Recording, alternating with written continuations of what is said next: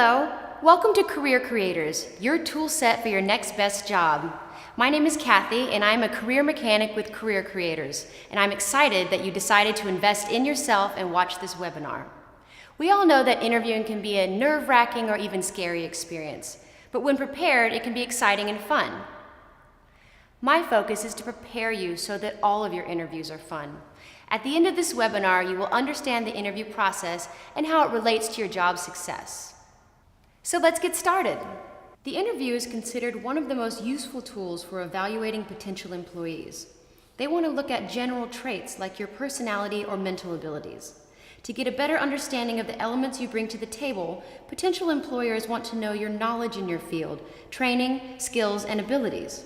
From the moment you walk through the door, they are evaluating if you are motivated not only to do the job, but also your willingness to train to be the best and grow at your job. Always remember that when you are in the interview, this is the time that you get to sell the best product on the shelf, you. The show doesn't start until you get there, and you should expect a standing ovation that is much deserved upon your completed interview. Before we go any further on what to do in your interview, you should understand the hiring process and the types of interviews that are out there. The hiring process starts simple. Resume is received and first contact is made. This is the first time you communicate with a representative either by phone or by email to schedule an interview. The next stage is a phone screening. There may be several phone screenings or one. This interview lasts about 20 minutes and can go for as long as 2 hours, depending on the company and the job position. Things to think about. 1.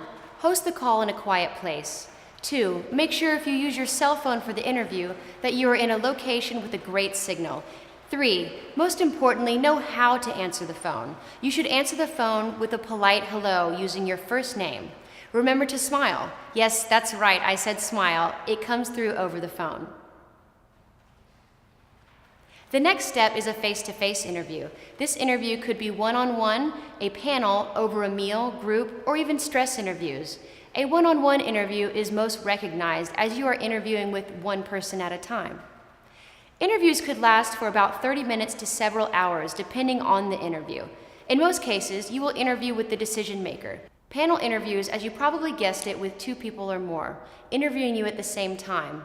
These can be very intimidating, but this is where you can use a career creator nugget. Whether it's 2 interviewers or 20, they can only talk to you one at a time.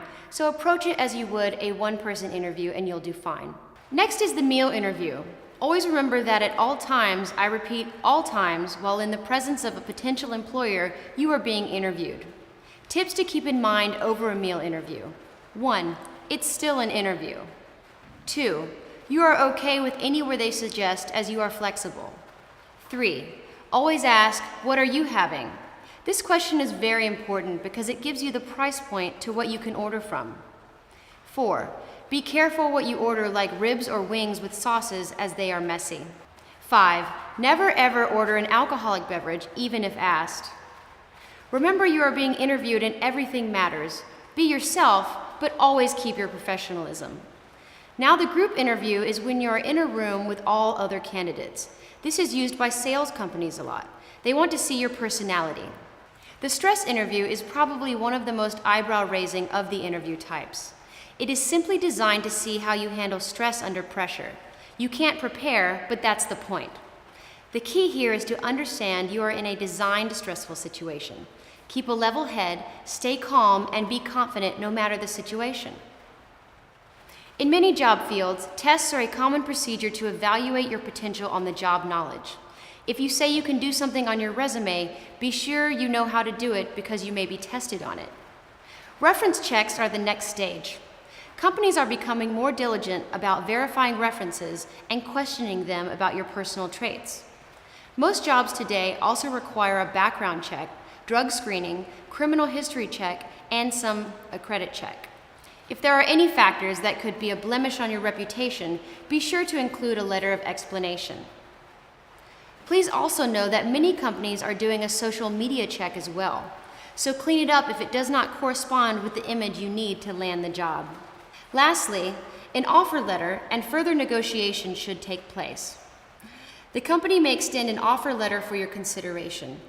At all times, maintain a positive attitude whether a successful negotiation is made or if terms are not agreed. Again, you never know who they know. Your reputation is part of your resume. Know the company for which you are applying and be prepared for the interview. There are 5 tips on how you can be prepared for the interview. 1. Anticipate possible questions and practice answers. You should Google interview questions within your industry. Practice different types of questions and anticipate the answers. You need to know the types of questions you could be asked. When you practice, you will become more confident and just think the probability of being asked those questions are high as they are the industry questions. Practice, practice, practice. 2. Research the company.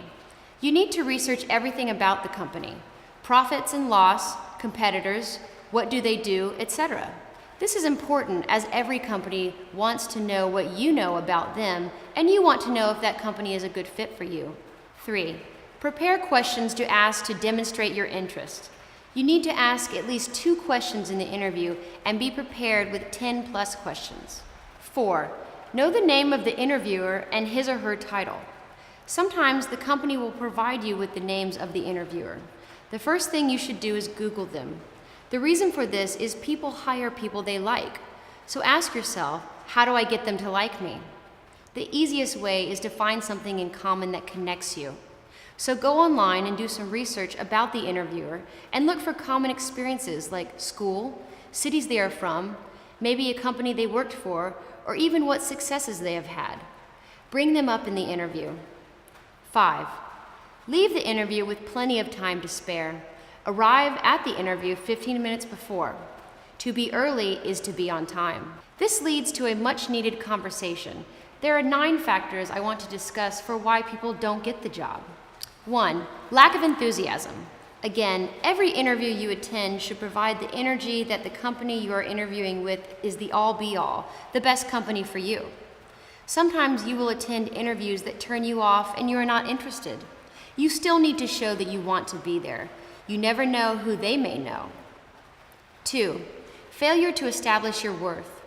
During the interview, companies ask questions to see or test your capabilities. In every market, you have to sell yourself and communicate why you are the best candidate. At times, companies will give you opportunities by asking questions like, what do you bring to the table? Why you? Is there anything you would like to add? You have to take advantage of the opportunity and sell yourself. 3. Unclear job goals. Your goals during the interview is communicate your career goals with the organization. Stay away from stating your personal goals like entrepreneurship. The company wants to train you to stick around, not to leave and take their expertise with you, but to grow within their organization. 4. Bad-mouthing previous employers. Always speak positive about everything.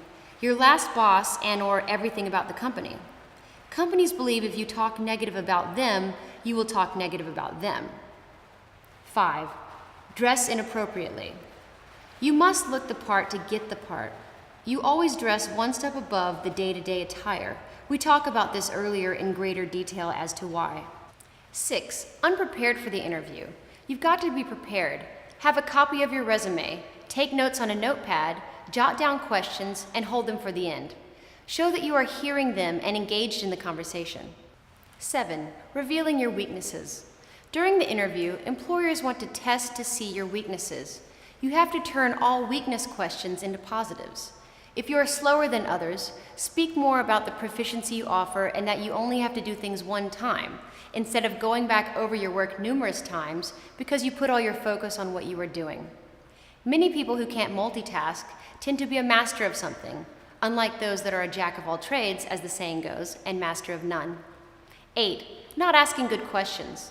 Research says that 35% of people lose the job because they don't ask good questions. Try to ask at least 3 questions and be prepared for follow-up conversation. 9. Not sending a thank you note. People just don't say thank you anymore. The thank you note is sometimes the tiebreaker between candidates. It shows you go over and beyond, and in your market, that's a huge selling point to employers. During the introductory stage, you want to first build rapport. Introduce yourself to the employer. Establish common ground. Remember that research you did? This is a good time to discuss it. Be aware of your surroundings if you are in the office. Sit after you are offered a seat and be aware of your body language.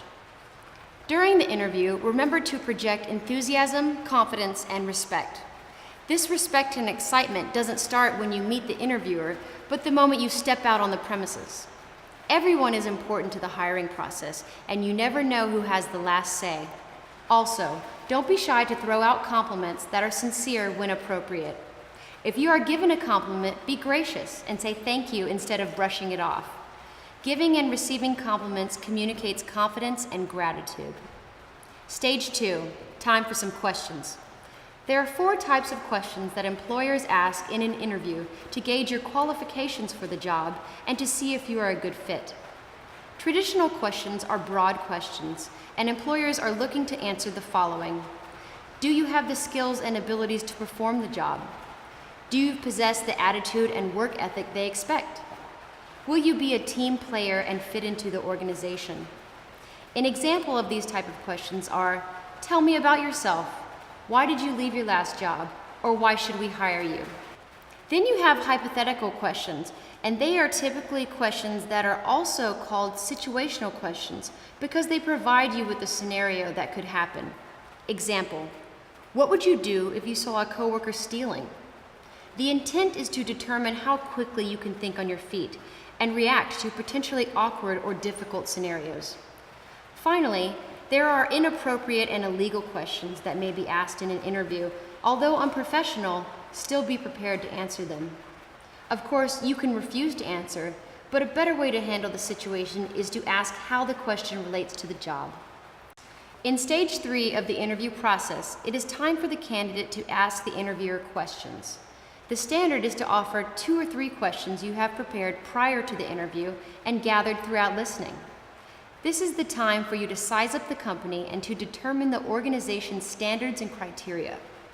The best questions will include evidence that you did research on the company prior to interviewing. Keep in mind, the types of questions you ask, the interviewer is judging your thinking, communication, and other skills. Questions you can ask to size up the company include, what happened to the last person that had this position and why did they leave? What will the normal day look like? You also have to ask questions within your profession. For example, if you're applying for a marketing position, keep your questions based on that subject and research performed. A good question I like to ask, I've told you a lot about what I bring to the table. Is there anything that I've said or done that may hinder you from hiring me today? This one always gets them thinking.